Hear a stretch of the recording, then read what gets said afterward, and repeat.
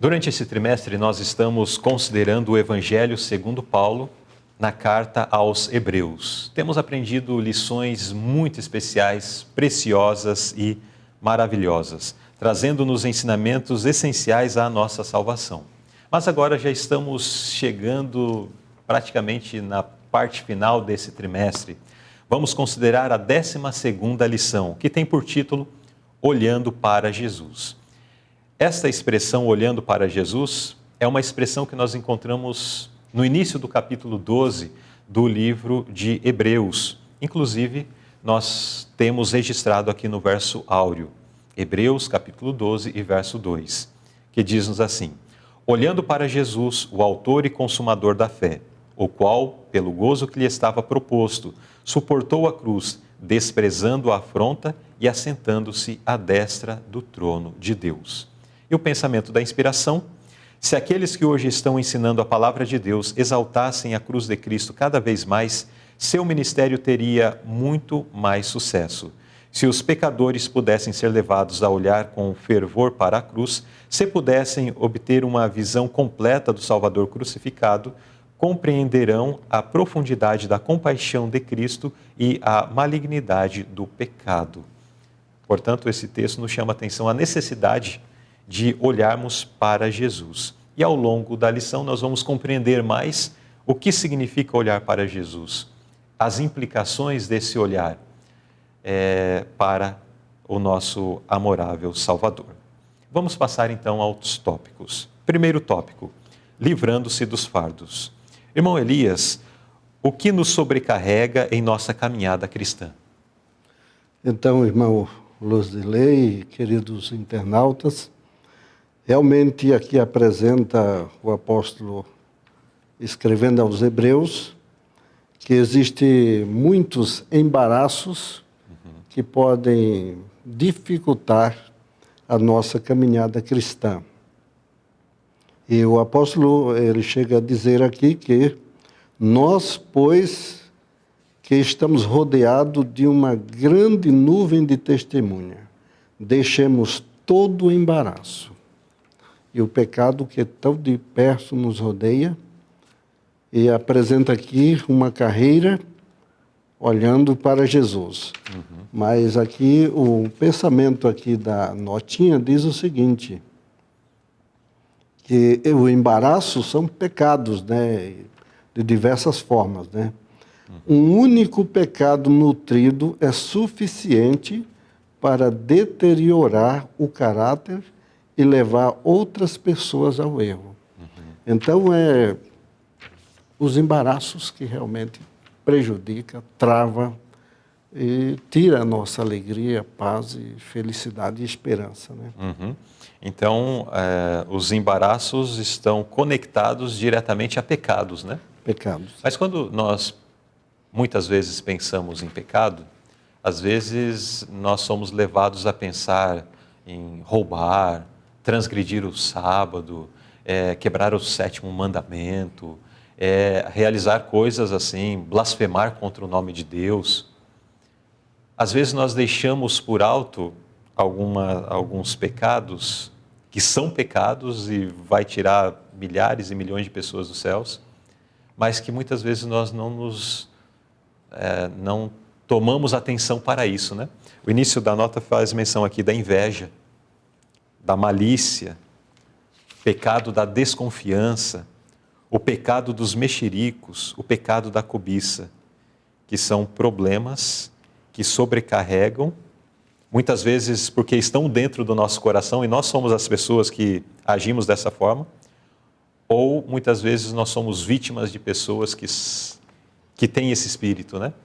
Só que, quando nós consideramos essa espécie de pecado aqui, como eu nunca vi a igreja, por exemplo, tratar o caso de uma pessoa que age com inveja. Dá a impressão que não é pequeno, pecado, né? É né? pequeno, não... Às vezes nem que é pecado. Não, isso ou alguém que é um mexerico, um fofoqueiro, uma pessoa... Às vezes nós temos que essas características ou essas falhas são falhas, mas que não chega a ser um pecado, assim. Mas esses problemas aqui causam a ruína de uma comunidade, a ruína de uma família, a ruína de uma amizade, a ruína de uma igreja, e tem levado muitas pessoas à perdição, porque isso é pecado. Pecado. Inclusive, a irmã White chega a falar de ter cuidado com as raposinhas, né? Exato. Quem sabe... Aquilo que a gente considera como pequenos pecadinhos. Pequeno, porque se fosse um crime, né, um roubo, a gente se assustava, né? Mas como é um mexerico, é falar mal, é uma desconfiança, é uma cobiça, é uma inveja. Então a gente parece que diminui, não tem muito sentido para nós. E com isto traz um resultado negativo e um prejuízo muito grande, com certeza, deteriorando, né? Isso. Antes de nós chegarmos na próxima pergunta, quando eu estive estudando a lição de todo esse trimestre, teve um pensamento que me veio à mente e que, de certa forma, me traz bastante preocupação. Porque aquele que vive essa experiência com esses pequenos pecadinhos aqui, geralmente ele não reconhece. Ele não se vê como um invejoso. Ele não se vê como alguém que age com malícia, com desconfiança. Dificilmente você vai encontrar alguém que vai falar, não, eu sou um mexeriqueiro mesmo. Eu sou um fofoqueiro. O fofoqueiro não fala que ele é fofoqueiro. No máximo ele vai falar que é um curioso e tal, gosta só de estar bem informado. O cobiçoso dificilmente vai se declarar um cobiçoso. Só que para alcançar o próximo passo que nós já vamos considerar, nós precisamos reconhecer isso. Porque aquele que está enfermo e não reconhece a sua enfermidade, ele não busca um médico. Ele não busca remédio para o seu problema. Mas vamos à próxima pergunta e aí nós expandimos mais esse pensamento. Como podemos vencer esses defeitos de caráter? De que forma? Qual é o segredo? Qual é o caminho? Então, aqui o texto ele é bem claro, né? Olhando para Jesus. Então, ele não é que realmente o ser humano vá ter um olhar e não haja, e não se movimente, e não se veja, né, o seu estado, mas um olhar que realmente penetre a sua vida, e se realmente permitimos isto, então podemos ver a nossa real situação. E aí nos corrigimos, né? Esse olhar para Jesus é um olhar prático, né? Um olhar onde, olha, eu estou olhando para Jesus, mas estou vendo que ele está vendo o que eu estou fazendo que não está correto. Eu não estou sendo feliz em algum aspecto. E nunca olhar para o ser humano, porque o ser humano é falho, né?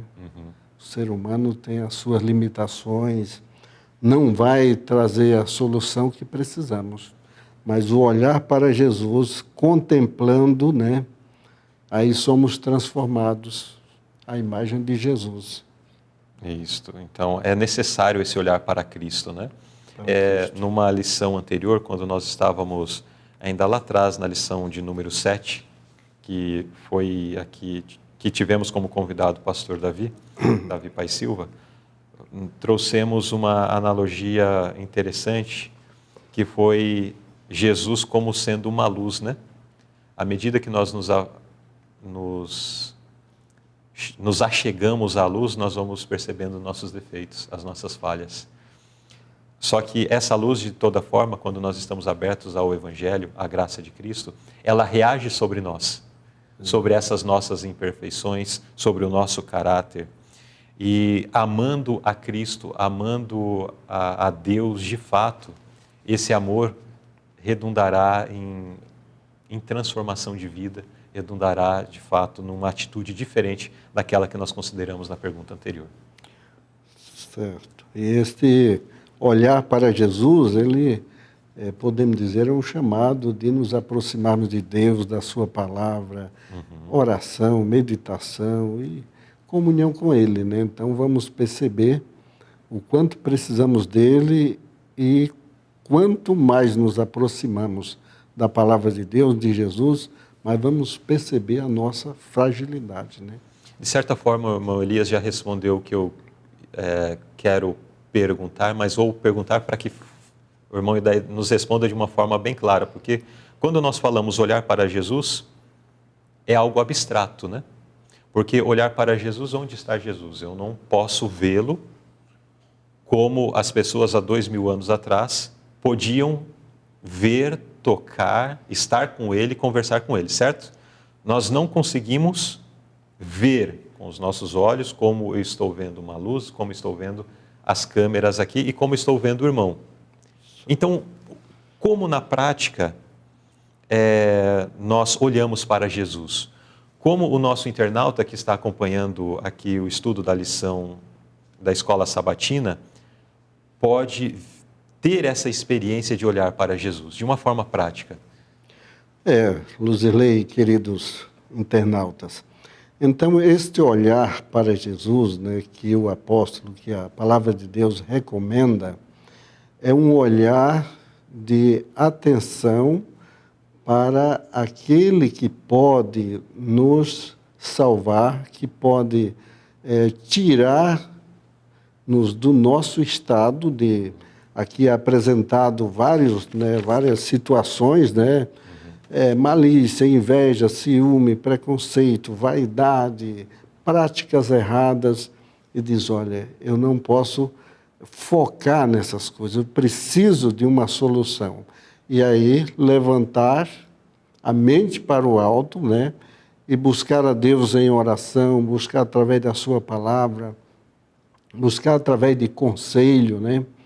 E então procurar volver para um outro lado que existe uma solução, um caminho melhor, aonde vai ser desfeito, desmascarado este manto sujo de podridão, né, que o ser humano muitas vezes carrega, alimentando esses pensamentos maus, né, essa atitudes más, né, que realmente não condiz com a vontade de Deus. Muito bem, então no centro disto está a oração, está o estudo da palavra de Deus, está o convívio com pessoas que estão procurando essa mesma coisa, né? Exato. Para que de fato nós possamos então ter esse vislumbre de Cristo, que é o autor e consumador da nossa fé. Que isso venha fazer parte da nossa experiência, né? O estudo da palavra de Deus, a oração devem ser temas centrais, rotineiros na nossa experiência diária.